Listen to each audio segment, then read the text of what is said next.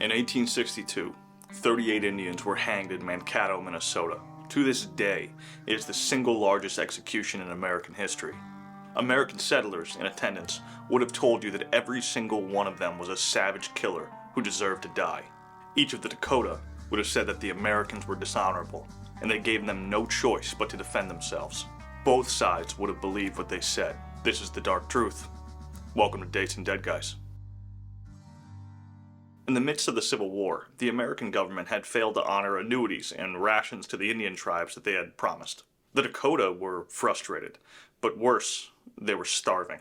As the United States had expanded, the Dakota had felt pressure to sign treaties that guaranteed their survival. As Minnesota became a state in 1858, the Dakota were forced away from their homes. Settlers poured into the territory in an endless wave of manifest destiny. In just that decade, the white population in the territory had expanded to 170,000 settlers. Quite an imbalance to the only 7,000 Dakota. With a population much smaller than that, the game gets used up. Hunting could no longer support the tribe, and a crop failure as well as a rough winter in 1861 made the Dakota fully dependent on the annuities promised in the treaties.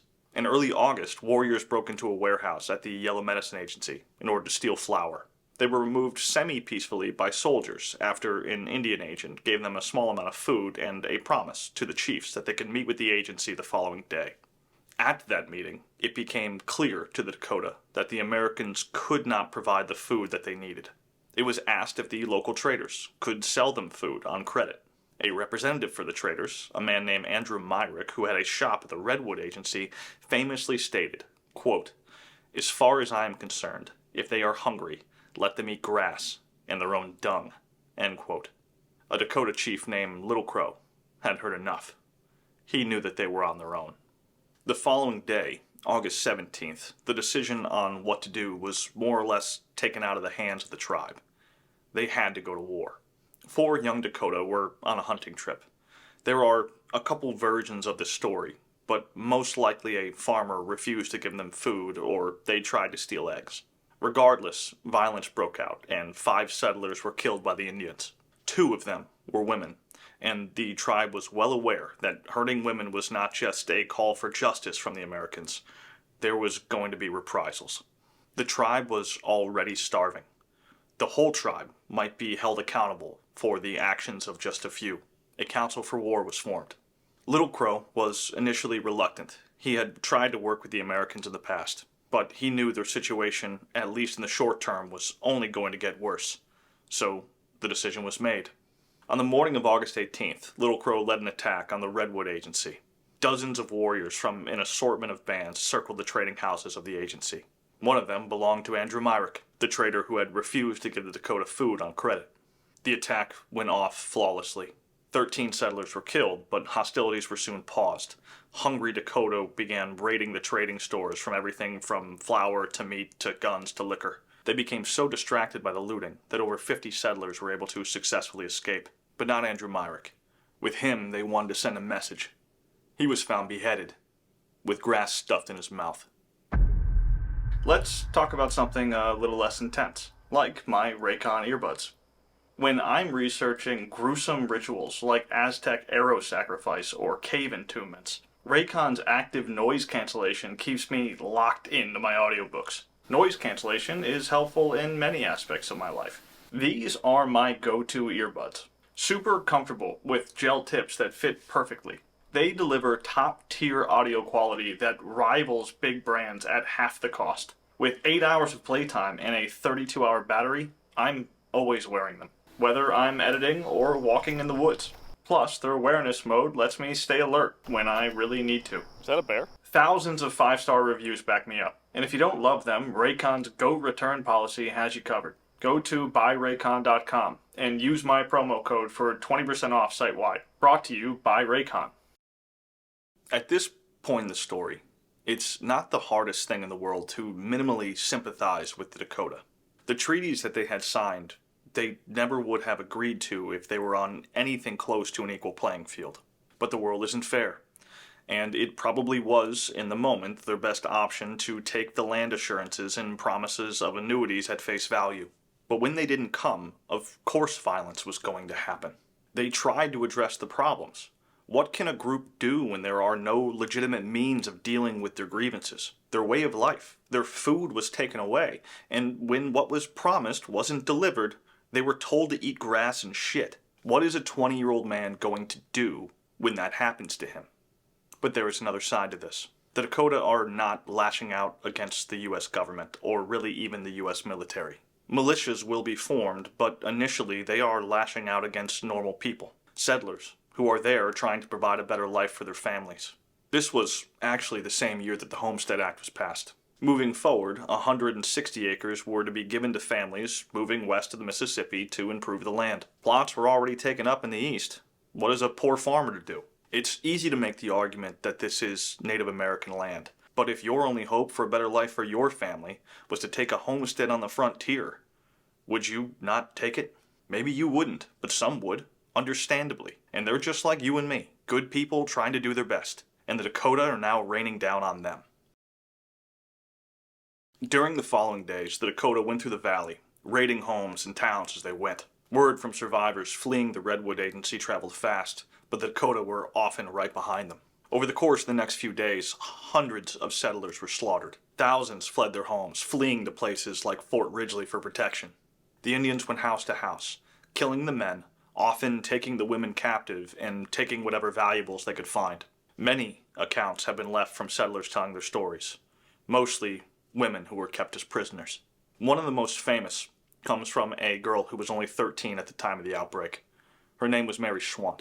She had just left home to start working for the Reynolds family, doing chores around their house. She was lonely.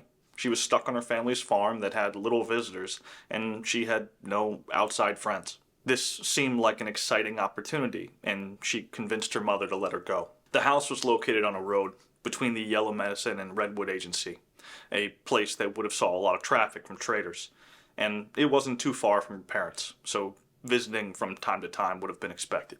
She'd only started working there earlier that month, when on the morning of August 18th, a settler burst into the Reynolds house, warning that the Indians had attacked the Redwood Agency and that they were seeking to murder all of the whites in the area.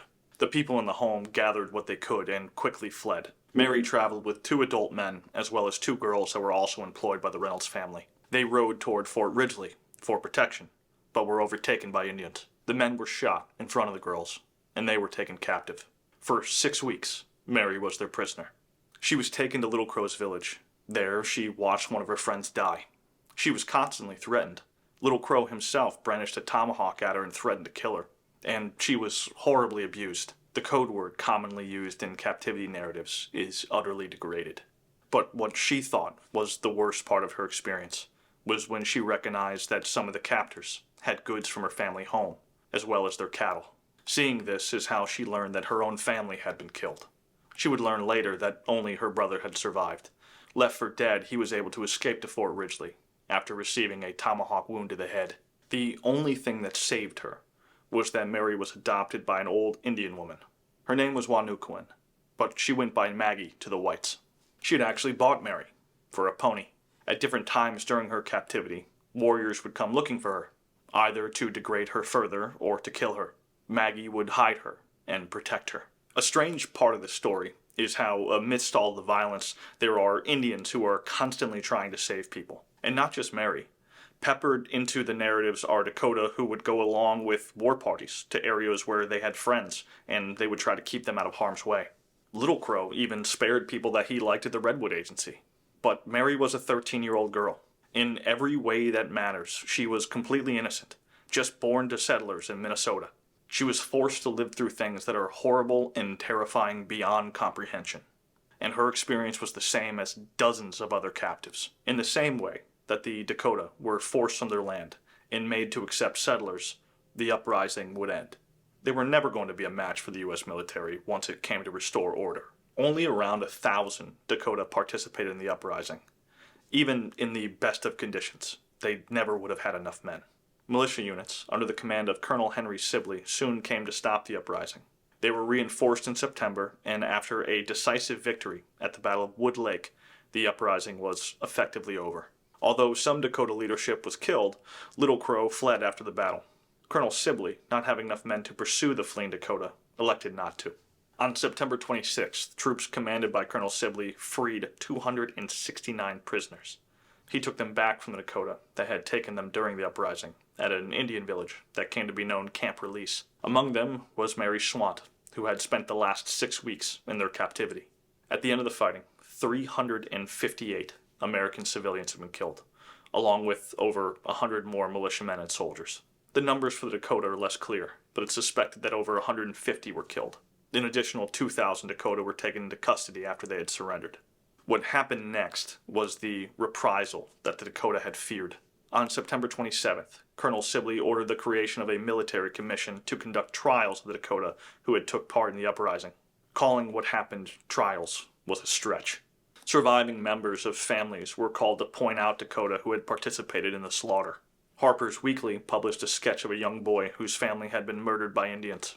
He's pointing to a Dakota.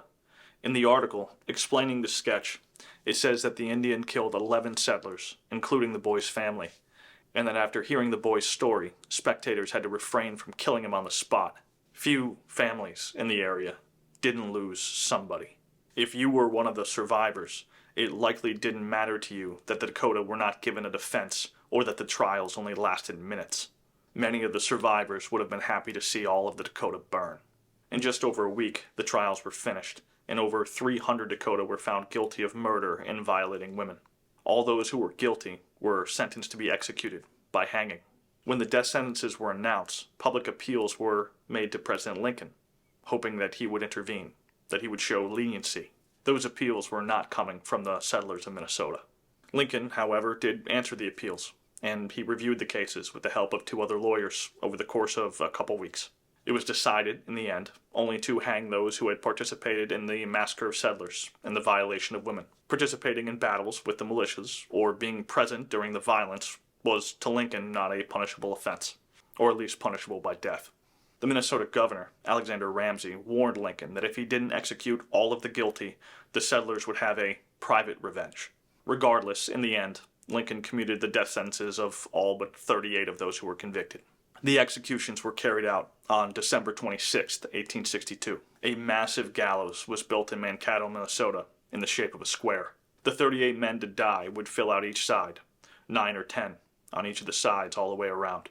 They would stand on a scaffold that would drop when a rope was cut. The only thing left to hold the Dakota would have been the noose around their neck.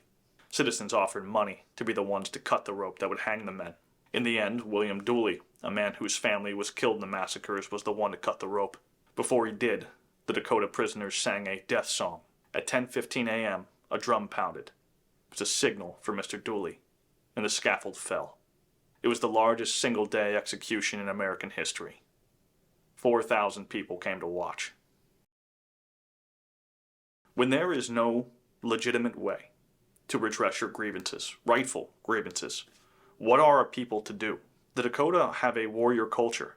They tried peace, but how long can you watch your people starve and be told to eat grass before you take up the tomahawk? These are the same men who were raised by grandfathers who told them stories about how the buffalo used to be plentiful and the whole land was theirs. But fighting the United States was never a winning proposition, and things only got worse for the Dakota. The 2,000 who were initially taken prisoners were held in essentially concentration camp. There, hundreds died of disease.